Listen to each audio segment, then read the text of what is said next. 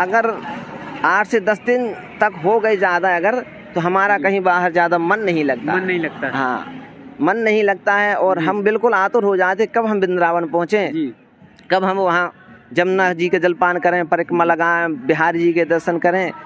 दोस्तों, प्रेम और भक्ति की नगरी वृंदावन में एक बार जो मन से आता है, भाव से आता है, वो अलग नहीं हो पाता।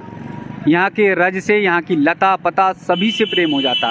और वास्तव में वृंदावन का ऐसा प्रेम, ऐसा भाव है ही कि अपने आप को व्यक्ति, अपने आप को कोई इंसान अलग नहीं कर सकता। ऐसे ही एक युवा धर्म प्रचारक से आप सबको मिलवाने जा रहा हूं, उनके दर्शन कराऊंगा, जो 8वीं 9वीं कक्षा में पढ़ाई कर रहे थे, वृंदावन आए और वृंदावन में रम गए, और रमने के बाद, भक्ति में रमने के बाद अब वो धर्म का प्रचार देश नहीं दुनिया में भी कर रहे हैं। गौरव की बात है कि आज जहां युवा जीन्स और टी शर्ट पहनकर घूम रहा, ऐसे समय में हमारे युवा महाराज जी यानी धर्म प्रचारक साधारण यानी भारतीय वेश पहनकर भारतीय परिवेश में वो धर्म का प्रचार प्रसार कर रहे हैं। तो आइए मैं आप सबको मिलवाता हूँ धर्मेंद्र शास्त्री जी से, जो महाराज जी वृंदावन में रह रहे हैं। एक बार वृंदावन में रिश्ता उनका जुड़ा और तब से वृंदावन उनको भा गया और अब धर्म का प्रचार कर रहे हैं। तो महाराज जी से बातचीत करेंगे कि वृंदावन से रिश्ता नाता कैसे जुड़ा। महाराज जी राधे राधे। जय श्री राधे जी। जय श्री कृष्णा जी। आप सभी भक्तों को हमारी ओर से जय श्री राधे राधे जी। महाराज जी 8वीं 9वीं कक्षा में जब आप आए तब बचपन रहता है, बहुत बालपन रहता है और उस समय मन बहुत चंचल रहता है, अलग अलग धाराओं में बह जाते हैं। लेकिन आप वृंदावन से आ गए और फिर पांडित कर्म और तमाम जो है धर्म प्रचार के से आपका जुड़ाव हो गया। देखिए, जो ठाकुर जी की कृपा होती है वो ही यहाँ प्रवेश कर पाता है। राधा रानी की इच्छा के बिना यहाँ कोई पग नहीं रख पाता ब्रज में। आने वाले तो यहाँ दिल्ली लगी है, सब आते जाते रहते हैं जी।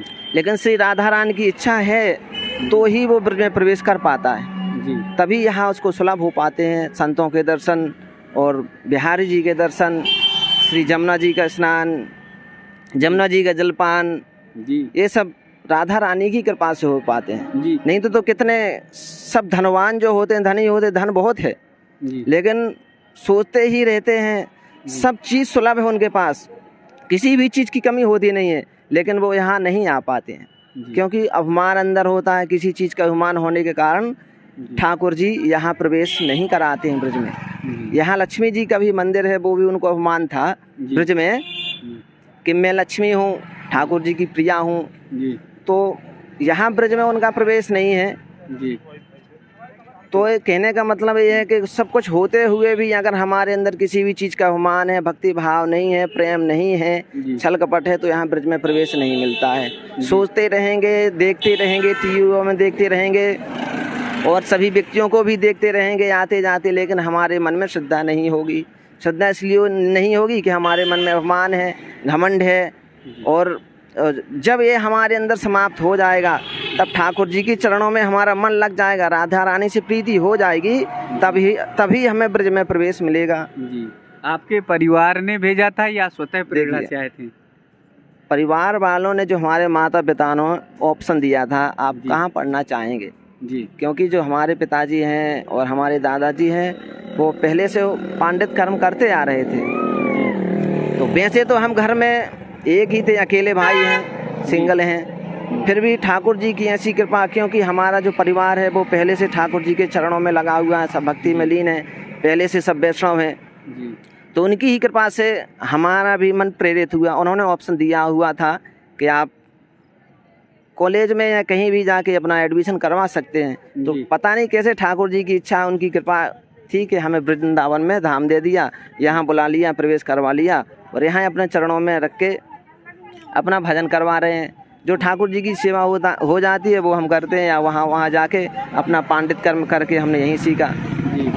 2009 में हमारा यहाँ आना हुआ, 2009 में आए और हमने पूर्व मध्यमा, उत्तर मध्यमा, शास्त्री, आचार करके अब राधा रानी की इच्छा से यहाँ वहाँ चले जाते हैं। यहाँ वहाँ अनुष्ठान पर जाने पर भी हम अगर 8 से 10 दिन तक हो गए ज़्यादा अगर, तो हमारा कहीं बाहर ज़्यादा मन नहीं लगता। हाँ, तो अगर महाराज जी 8-9 दिन वृंदावन से दूर रहें तो मन में बेचैनी सी होने लगती है। हाँ बिल्कुल, मन में जी बेचैनी से होने लग जाती है। चाहे बाहर जाने पर कितनी भी सुविधाएं मिल जाए, लेकिन अगर वृंदावन से ज़्यादा दिन तक दूर रहें तो मन एकदम खिन्न हो जाता, मन बिल्कुल प्रसन्न नहीं होता। प्रसन्नता हमें जब ही होती है जब हम वृंदावन में प्रवेश कर जाते हैं, वृंदावन में आ जाते हैं, तब हमारा मन बहुत प्रसन्न हो जाता है जी। ये सब ठाकुर जी की, राधा रानी की कृपा ही। हमारी तो यही प्रार्थना ही है उनसे हम कि ठाकुर जी हमें अपने चरणों में हमेशा बनाए रखें, हमें ब्रजवास प्रदान करें और इसी तरह हम आपकी भक्ति करते रहें और आपकी भक्ति का प्रचार प्रसार भी आपका करते रहें, बिल्कुल निष्भाव निश्छल कपट से, कोई भी कपट ना हो जी। और सबको हम आपके यहाँ मार्गदर्शन दें, आपकी भक्ति के लिए प्रेरणा करें। इस प्रकार से आपके धर्म प्रचारक हमें बनाएं, यही हमारी उनसे महाराज जी आप युवा हैं और हमारे देश के युवाओं के लिए क्या कहेंगे, देश के युवा भक्तों के लिए क्या कहेंगे, वो कैसे धर्म के और अपने धर्म संस्कृति से जुड़े? देखिए, जो भी देश के युवा हैं या कोई भी हो, चाहे या तो पंडित कर्म से हो या भक्ति से हो या किसी नौकरी करना चाहता हो, देखिए जब तक हम किसी भी चीज़ का त्याग नहीं करेंगे, छोड़ेंगे नहीं, मोह ममता नहीं हटाएंगे, तब तक हम किसी भी विषय में सफल नहीं हो पाते।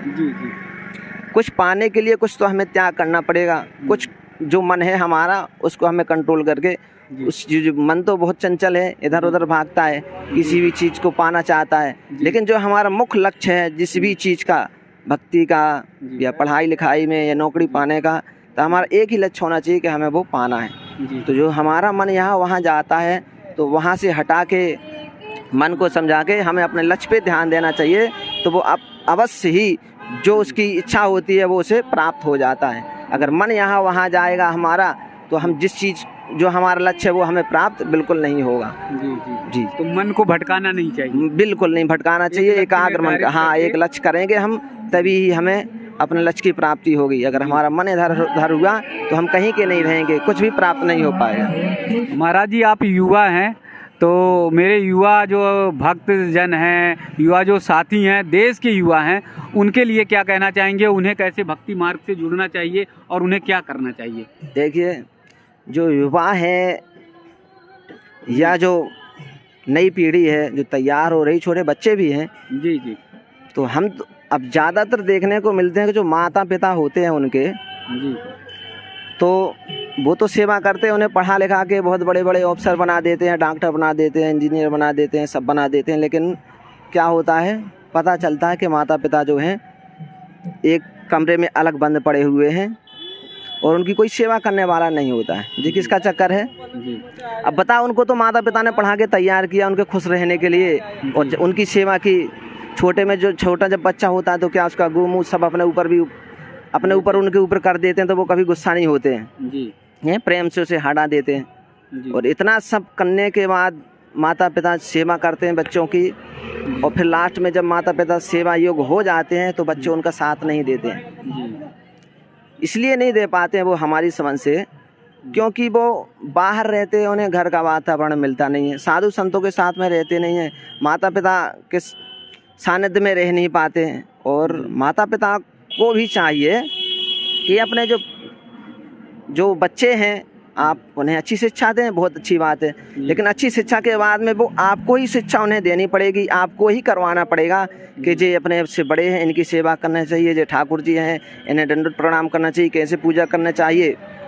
अगर छोटे से हम बच्चे को नहीं उस चीज़ में प्रवृत्त करेंगे, उस चीज़ में नहीं ढालेंगे, तो वो बड़े में तो वो अपने मनमौजी हो ही जाएंगे, वो फिर किसी की सुनेंगे नहीं। इसलिए बच्चों को तो प्यार दो, प्यार के साथ में अपनी संस्कृति क्या है, अपना धर्म क्या है, कैसे से बचाए रखना है, कैसे पालन करना है, इस चीज़ का भी उन्हें अवश्य ज्ञान होना चाहिए जी। सनातन, हाँ जी, अपनी सनातन संस्कृति का अवश्य ज्ञान होना चाहिए।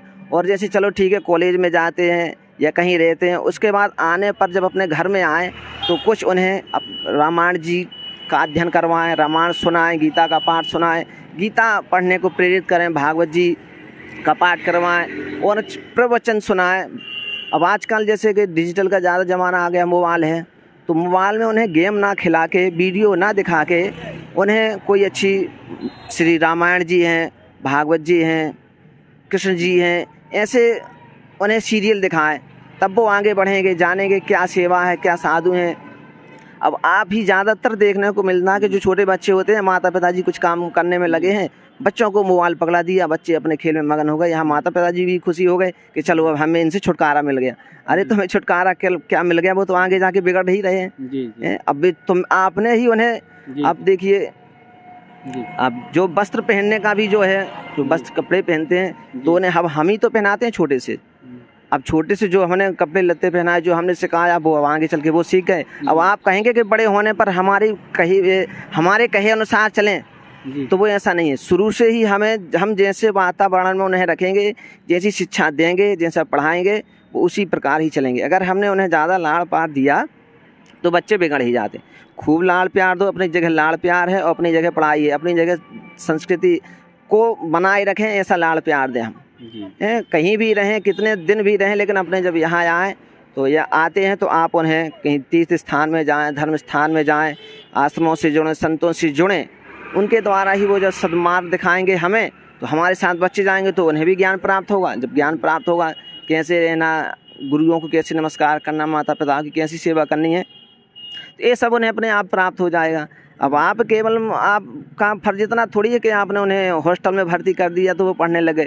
हॉस्टल के साथ साथ जब वो घर में आए तब आप उन्हें अपने धर्म के बारे में बताएं, संस्कृति के बारे में बताएं, और मंदिर में ले जाएं, आश्रमों में ले जाएं, तीर्थों में ले जाएं, भ्रमण करवाएं। जब आप ही जानकारी देंगे तभी तो वो आगे चल के इस चीज़ का पालन कर पाएंगे, अपनी धर्म संस्कृति को जान पाएंगे, उनकी रक्षा कर पाएंगे और वो आपकी सेवा कर पाएंगे। जब आप, जो पहली बात, और जो जैसे बच्चा है, अब बच्चे के साथ में आप हैं, उसका दादा भी है, उसकी दादी भी है, तो उसकी सेवा अगर हम अपने माता पिता की बच्चे के सामने सेवा करेंगे तो हमारा बच्चा देख रहा है। जब बच्चा देख रहा है तो वो अपने आप सेवा करेगा, वो भी आपके साथ में माता पिता के पैर दबाने लग जाएगा।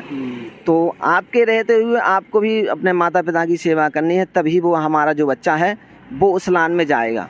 जैसे हम आचरण करेंगे वैसे ही बच्चा आचरण करेगा। अब जो स्वयं के ऊपर निर्भर है कि हमें अपने बच्चों को किस जगह पे ले जाना है, कैसे ढालना है, कैसे बनाना है, कैसे तैयार करना है।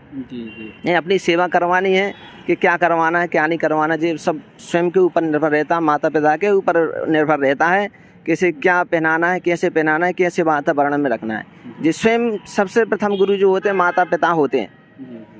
हम किसी को दोष नहीं देते हैं, जब तक जो माता पिता हैं, सर्वप्रथम गुरु, सबसे बड़े गुरु वही हैं। वो चाहें तो अपने बच्चों को जैसे भी बना सकते हैं, कैसे भी रख सकते हैं। आपने पैसा दे दिया, आपने नौकर लगा दिया पढ़ने के लिए, आपने ट्यूशन भेज दिया पढ़ने के लिए, कि आप इतना ही कर्म नहीं है। आप क्या जानते हैं, आप तो घर में हैं, जब तक वो बाहर से आता है आप उससे पूछेंगे नहीं कहाँ गए थे, कितना पढ़ा, क्या नहीं है। जब आप उसका पूरा होमवर्क नहीं देखेंगे, आप पूछेंगे नहीं, तो वो तो अपना मनमौजी हो जाएगा, अपनी इच्छा के अनुसार करेगा, कुछ भी करेगा।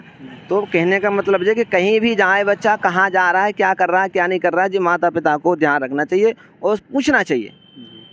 खर्च में भी आजकल माता पिता ज़्यादा पैसा दे देते हैं, तो वो अपने मनमौजी इधर उधर घूमने चले जाते हैं, पार्टी मनाते हैं, और माता पिता भी खुश हो जाते हैं, बड़े प्रेम से दे देते पैसे पार्टी मनाने के लिए। पैसा खूब दो, लेकिन उसका हिसाब रखो। हमारा जो है बेटी हो या बेटा कहाँ जा रहा है, क्या कर रहा है, किस चीज़ में पैसा खर्च कर रहा है, जब तक हम इसका ध्यान नहीं रखेंगे तब तक वो हमारी सेवा नहीं कर पाएंगे, संस्कृति में नहीं चल पाएंगे। इस चीज़ की कहीं भी जाए, खूब पैसा दो, आप अच्छी तरह से खूब पढ़ाओ, उनका खूब ध्यान रखो, लेकिन हम उनका ध्यान रखें और उन्हें प्रेरित करें, तभी वो सेवा कर पाते हैं और सनातन धर्म की रक्षा कर पाते हैं, उस चीज़ में जा पाते हैं।